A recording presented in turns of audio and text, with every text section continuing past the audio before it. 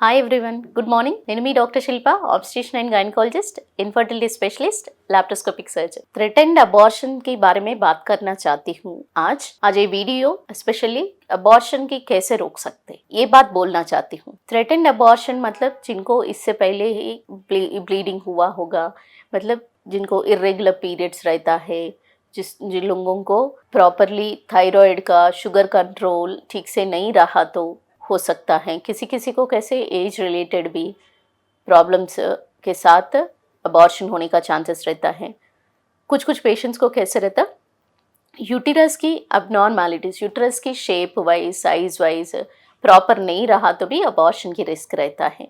उन लोगों से भी इन्फेक्शंस ऑल्सो, इन्फेक्शंस अगर शरीर में कुछ एनी रेस्पिरेटरी ट्रैक्ट इन्फेक्शन होने दीजिए, गले का इन्फेक्शन होने दीजिए, यूरिन इन्फेक्शन होने दीजिए, तो वेजाइनल इन्फेक्शन होने दीजिए, ये सारी चीज़ों का इन्फेक्शन की वजह से भी बेबी के लिए अबॉर्शन होने का चांसेस, थ्रेटेंड अबॉर्शन की रिस्क तो रहेगा।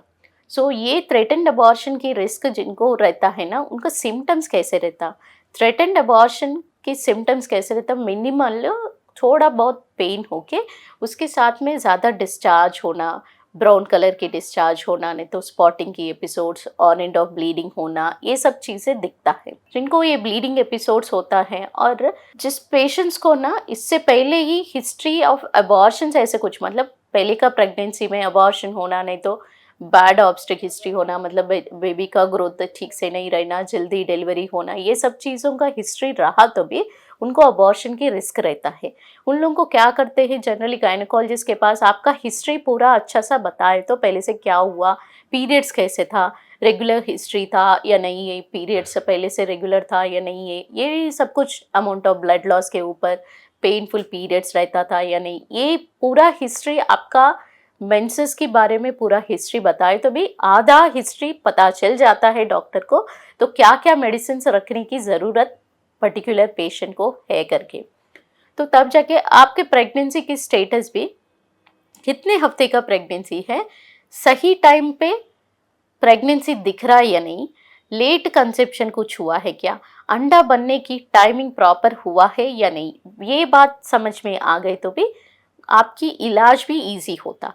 ये इलाज करने की टाइम इसमें भी कुछ पेशेंट्स को कैसे प्रोजेस्टेरॉन की एक्स्ट्रा सपोर्ट रखना पड़ता, जिसको इरेगुलर पीरियड्स रहता है, मतलब ओव्यूलेशन के टाइम प्रॉपर जिनको नहीं रहता है ना, उन लोगों को प्रोजेस्टेरॉन डेफिशिएंसी वेरी कॉमन रहता। सो वो ये प्रोजेस्टेरॉन डेफिशिएंसी जिसको रहता है ना, सपोर्ट्स रखते हैं प्रोजेस्टेरॉन के साथ साथ में।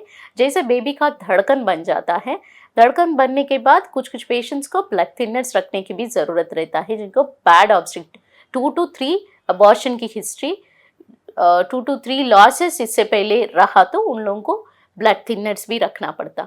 ब्लड थिनर्स मतलब इकोस्पेरिन ही नहीं, किसी किसी को इंजेक्शंस भी रखने की ज़रूरत लग सकता है, वो इंजेक्शन ब्लड थिनर होने दीजिए। तो प्रोजेस्टेरॉन का भी किसी किसी को ओनली मेडिसिन से, मतलब वेजाइनल मेडिसिन होने दीजिए, नहीं तो ओरल मेडिसिन होने दीजिए, उसके साथ भी ठीक से ब्लीडिंग एपिसोड्स कम नहीं हुआ तो उन लोगों को इंजेक्शन पे भी ले लेते हैं प्रोजेस्टेरॉन का, डायरेक्टली गोनाडोट्रोपिन HCG इंजेक्शन ही रखना पड़ता किसी किसी को।